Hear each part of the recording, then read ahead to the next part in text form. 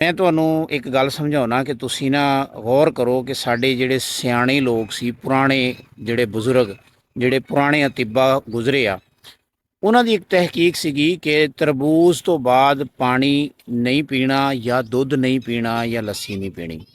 ਦੇਖੋ ਗੱਲ ਇਹ ਆ ਕਿ ਜਿਹੜਾ ਹੁੰਦਾ ਨਾ ਤਰਬੂਜ਼, ਤਰਬੂਜ਼ ਦਾ ਮਿਜ਼ਾਜ ਹੁੰਦਾ ਆਸਾਬੀ ਯਾਨੀ ਤਰ, ਯਾਨੀ ਕਿ ਇਹ ਤਰੀ ਦੇ ਮਿਜ਼ਾਜ ਵਾਲਾ ਫਲ ਵਾ।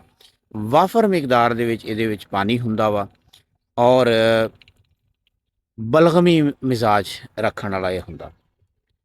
ਅੱਛਾ, ਹੁਣ ਇਨਸਾਨ ਆ ਨਾ, ਜਿਹੜਾ ਇਨਸਾਨ ਵੀ, ਹਰ ਇਨਸਾਨ ਕੋਈ ਨਾ ਕੋਈ ਇੱਕ ਮਿਜ਼ਾਜ ਦਾ ਹਮਲ ਹੁੰਦਾ।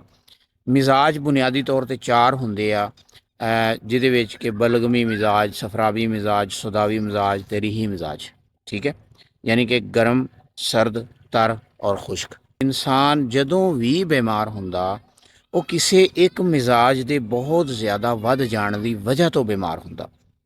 ਹੁਣ ਕੁਦਰਤੀ ਤੌਰ 'ਤੇ ਵੀ ਹਰ ਬੰਦੇ ਦਾ ਕੋਈ ਨਾ ਕੋਈ ਮਿਜ਼ਾਜ ਹੋਏਗਾ। ਕਿਸੇ ਦਾ ਆਸਾਬੀ ਯਾਨੀ ਬਲਗਮੀ ਮਿਜ਼ਾਜ ਹੋਏਗਾ, ਕਿਸੇ ਦਾ ਉਜ਼ਲਾਤੀ, ਕਿਸੇ ਦਾ ਸੌਦਾਵੀ ਹੋਏਗਾ, ਕਿਸੇ ਦਾ ਸੁਫਰਾਵੀ ਹੋਏਗਾ। ਯਾਨੀ ਕਿ ਇਸ ਤਰ੍ਹਾਂ ਹਰ ਬੰਦਾ ਕੋਈ ਨਾ ਕੋਈ ख़ਾਸ ਮਿਜ਼ਾਜ ਰੱਖਦਾ।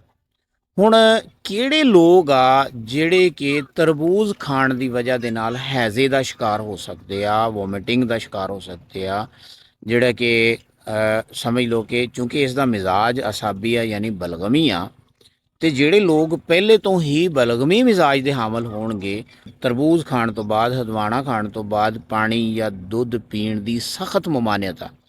ਕਿਉਂਕਿ ਉਹਨਾਂ ਲੋਕਾਂ ਦੇ ਵਿੱਚ ਪਹਿਲੇ ਹੀ ਰਤੂਬਤਾਂ ਬਹੁਤ ਜ਼ਿਆਦਾ ਹੁੰਦੀਆਂ, ਮਿਹਦੇ ਦੇ ਉਜ਼ਲਾਤ ਸੁਸਤ ਹੁੰਦੇ ਆ, ਉਹ ਉਸ ਤਰੀਕੇ ਨਾਲ ਵਰਕ ਨਹੀਂ ਕਰ ਪਾ ਰਹੇ ਹੁੰਦੇ, ਉਹਨਾਂ ਦੀਆਂ ਅੰਤੜੀਆਂ ਵੀ ਸੁਸਤ ਹੁੰਦੀਆਂ।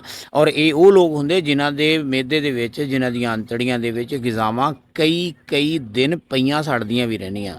ਯਾਨੀ ਹਰ ਵਕਤ ਹੀ ਪੇਟ ਫੁੱਲਿਆ, ਹਰ ਵਕਤ ਹੀ ਮਤਲਬ ਸਮਝ ਲਓ ਕਿ ਬਦਹਜ਼ਮੀ, ਡਕਾਰ ਆਣੇ, ਹਜ਼ਮ ਦਾ ਅਮਲ ਚੱਲਣਾ ਹੀ ਨਾ, ਮਤਲਬ ਸਮਝ ਲਓ ਕਿ ਨਿਜ਼ਾਮ ਬੰਦ ਬੰਦ ਮਹਿਸੂਸ ਹੁੰਦਾ।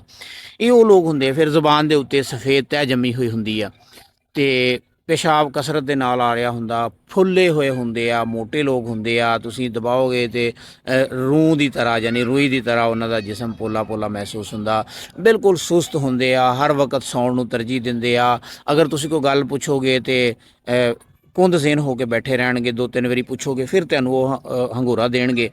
ਇਹ ਉਹ ਲੋਕ ਹੁੰਦੇ ਆ ਜਿਹੜੇ ਪਹਿਲੇ ਤੋਂ ਹੀ ਅਸਾਬੀ ਮਿਜ਼ਾਜ ਦੇ ਜਾਂ ਬਲਗਮੀ ਮਿਜ਼ਾਜ ਦੇ ਲੋਕ ਹੁੰਦੇ ਆ। ਹੁਣ ਅਗਰ ਇਹਨਾਂ ਨੂੰ ਤੁਸੀਂ ਤਰਬੂਜ਼ ਦੇਵੋਗੇ ਔਰ ਨਾਲ ਹੀ ਤੁਸੀਂ ਦੁੱਧ ਦੇ ਦਿੰਦੇ ਹੋ ਜਾਂ ਲੱਸੀ ਦੇ ਦਿੰਦੇ ਹੋ ਜਾਂ ਮਿੱਠਾ ਪਾਣੀ ਦੇ ਦਿੰਦੇ ਹੋ, ਅਤੇ ਇਹਨਾਂ ਦੇ ਵਿੱਚ 90% ਚਾਂਸਸ ਆ ਕਿ ਇਹਨਾਂ ਨੂੰ ਹੈਜ਼ਾ ਹੋ ਜਾਣਾ, ਇਹਨਾਂ ਨੂੰ ਦਸਤ ਲੱਗ ਜਾਣੇ, ਇਹਨਾਂ ਦੇ ਪੇਟ ਦੇ ਵਿੱਚ ਗੜਬੜ ਸ਼ੁਰੂ ਹੋ ਜਾਣੀ ਹੈ। ਅਤੇ ਇਸ ਵਾਸਤੇ ਇਹ ਤਰਬੂਜ਼ ਖਾਣ ਤੋਂ ਬਾਅਦ ਪਾਣੀ ਜਾਂ ਦੁੱਧ ਇਸਤੇਮਾਲ ਨਹੀਂ ਕਰ ਸਕਦੇ। ਠੀਕ ਹੈ, ਜਦਕਿ ਇਸ ਤੋਂ ਹਟ ਕੇ ਜਿਹੜੇ ਕਿ ਸਫਰਾਵੀ ਮਿਜ਼ਾਜ ਵਾਲੇ ਲੋਕ ਆ, ਜਾਂ ਜਿਹੜੇ ਦੂਸਰਾ ਰੀਹੀ ਮਿਜ਼ਾਜ ਵਾਲੇ ਲੋਕ ਆ, ਖੁਸ਼ਕ ਮਿਜ਼ਾਜ ਵਾਲੇ, ਗਰਮ ਮਿਜ਼ਾਜ ਵਾਲੇ ਜਾਂ ਸਰਦ ਮਿਜ਼ਾਜ ਵਾਲੇ ਲੋਕ ਆ, ਉਹ ਤਰਬੂਜ਼ ਖਾ ਕੇ ਅਗਰ ਪਾਣੀ ਪੀ ਵੀ ਲੈਂਦੇ ਆ, ਬਸ਼ਰਤੇ ਕਿ ਉਹਨਾਂ ਦੀ ਪਹਿਲੇ ਇੰਡਾਈਜੇਸ਼ਨ ਦਾ ਮਸਲਾ ਨਾ ਹੋਵੇ, ਅਤੇ ਉਹਨਾਂ ਨੂੰ ਮਸਲਾ ਨਹੀਂ ਬਣੇਗਾ।